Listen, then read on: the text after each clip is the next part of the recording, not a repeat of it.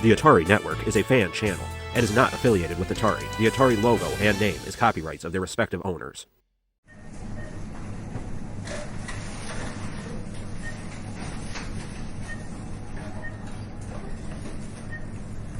The Atari 5200 was probably one of the most interesting and difficult acquisitions I've ever made. There was a lot to learn and consider when shopping for the console, and ultimately I was ready to give up when one seemed to land in my lap. I'm not sure everybody will have the same experience, that is, if you want a console of your own, but here are some of the issues and things to consider when shopping for an Atari 5200 Supersystem in the year 2023 and 2024. Oh, and if you're watching this in the future, well, it's not likely to get any easier. So again, just to clarify, this is my personal experience in trying to buy an Atari 5200 Supersystem. The first thing to consider is whether you want a 4-port console or a 2-port console. And there's more to it than just how many people are going to be playing the console.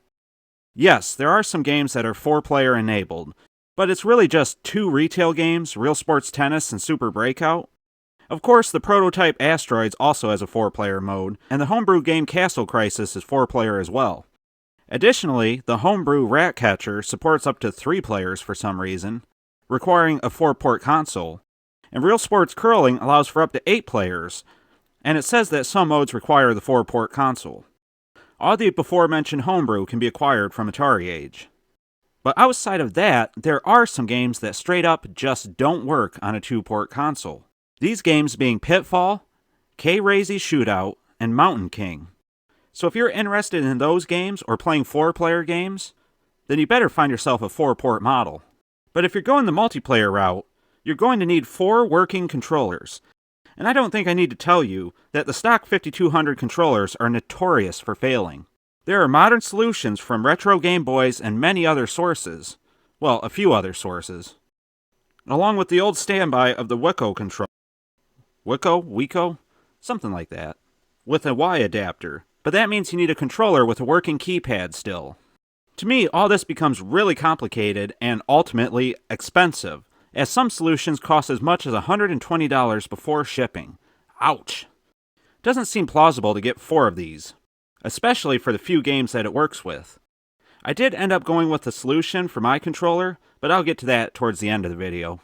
One last thing to note is that the 4-port 5200 Supersystem uses an all-in-one switch box for power and television hookup. These switch boxes are notoriously bad and supposedly are hazardous, although that could be more of an old wives' tale. Still, the 2-port model is more in line with just about every other video game console ever. That is, it has a dedicated power supply and a dedicated line to the TV. Something about that switch box on the 4-port really turns me off, regardless of how reliable or dangerous it may be. But the 4-port system has a lot of other upside and is probably the more desirable unit. And just like the AV mod, there is also a power mod that gets rid of the switch box completely. So that's always an option. So armed with all this information, I began shopping around on eBay, Facebook Marketplace, the For Sale forum, at places like Atari Age and Atari I.O., and using Google searches when I started to get really desperate. I knew that I'd want to be able to record gameplay, so I wanted a modded system. But on eBay they go for as much as $300, with no accessories except a controller and power supply. Again, ouch. I had a good friend of the channel offer a pretty good deal on a working modded console and games. But I'll be honest, after spending a lot on an Atari Jaguar, I wasn't going to be able to come up with the money anytime soon. If I was going to get a console, it would have to be number 1, affordable, which means that it probably won't be modded. And number 2, the person I buy it from needs to be as close to me as physically possible, because the shipping rates are ridiculous on these things. I know it costs a lot to ship these big consoles, but some people are charging as much as $100. That's ridiculous. And 3, it needs to come in working condition with an actual joystick. The joystick working probably isn't going to happen, but the console needed to be a good deal and work, with a joystick that I could maybe invest into fixing.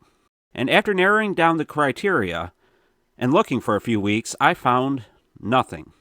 Nothing that matched the criteria in my price range, and it looked like it would be a long time before the Atari Network got their hands on an Atari 5200.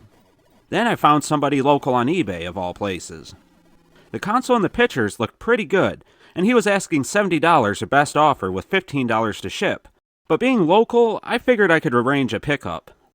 Problem is, the console was untested, and came with nothing but a power supply and a joystick. I made an offer of $50 and messaged him asking what he knew about it. Apparently he got the console secondhand and knew nothing about it really. But it looked nice, so I figured it was worth the gamble. So we came to terms on a price and how I would pick it up.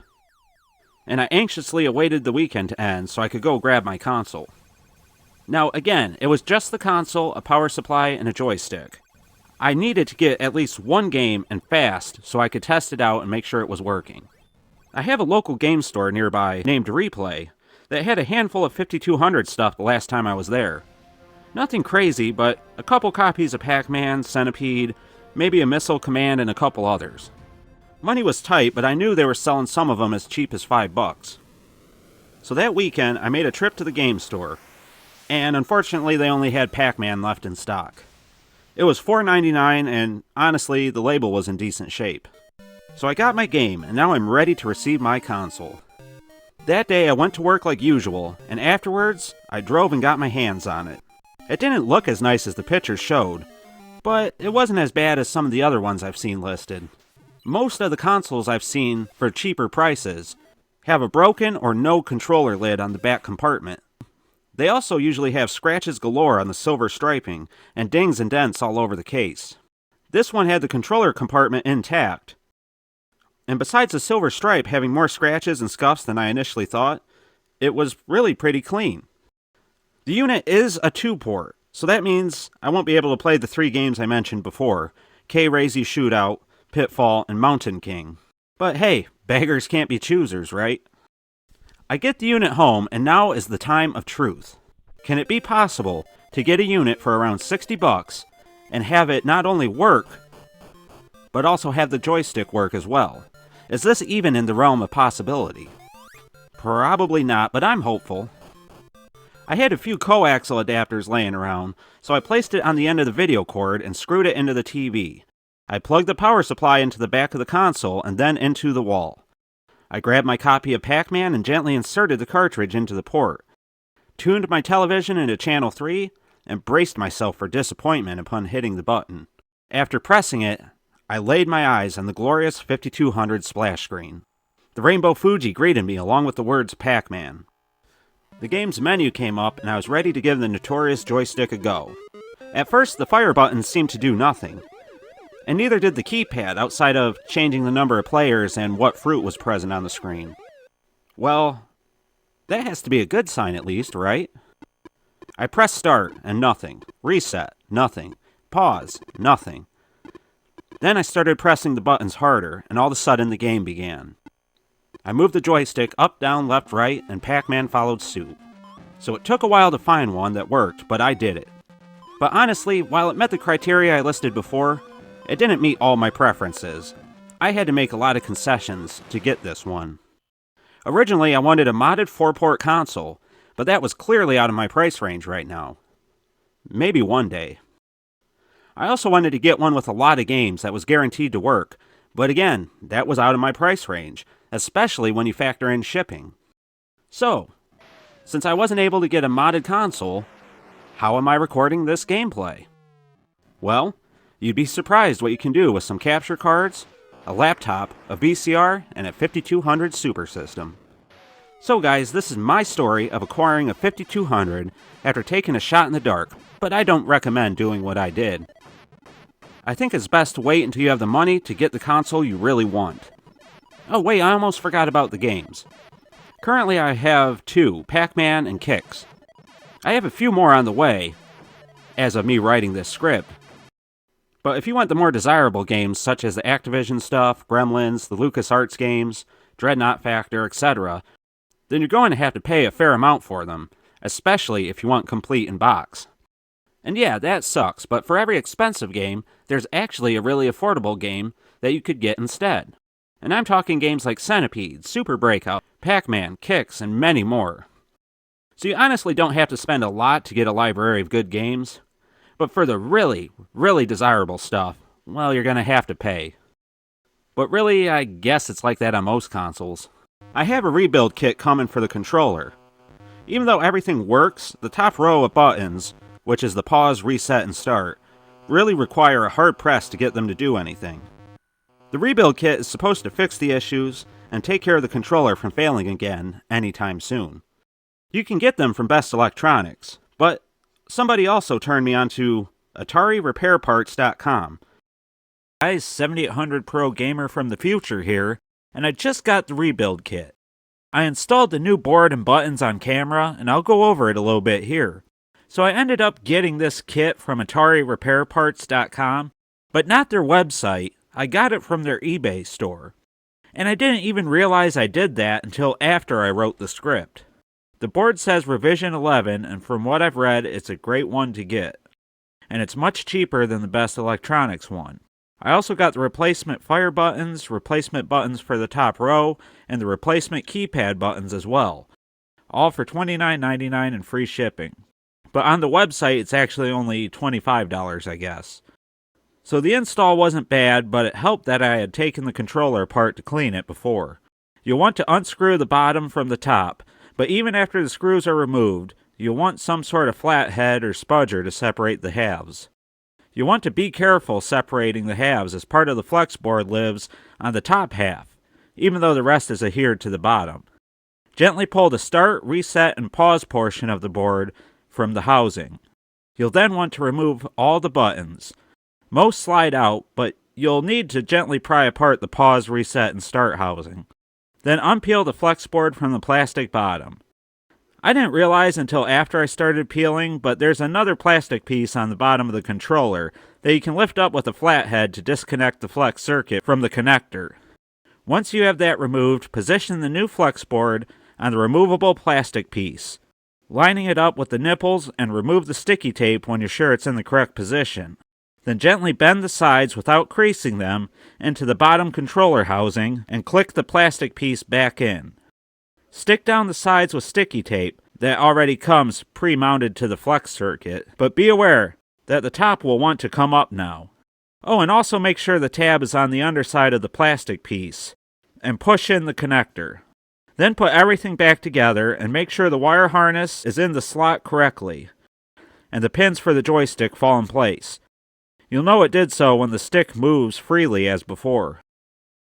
I have to say, all the buttons are super responsive, including the start, pause, and reset that required super hard pushes before. The controller feels fantastic and works like a dream. From what I've read on the forums, you can expect the new replacement one to last a good long time.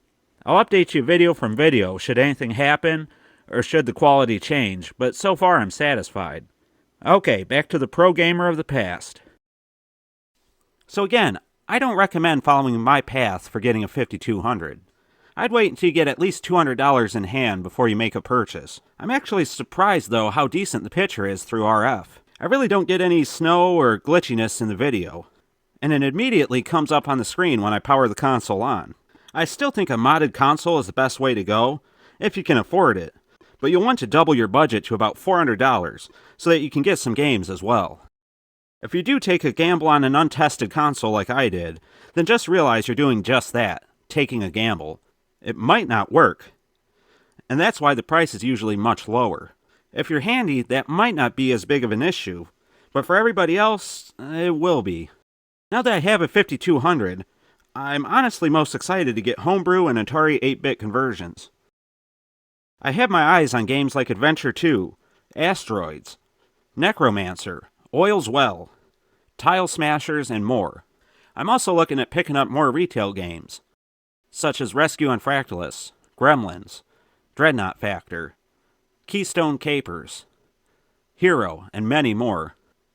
But okay guys, that's my story of picking up a 5200. Now it's not exactly a recommendation of how you should do it, or a buyer's guide, but I promise, a buyer's guide will be coming, along with a video on the library of games as well.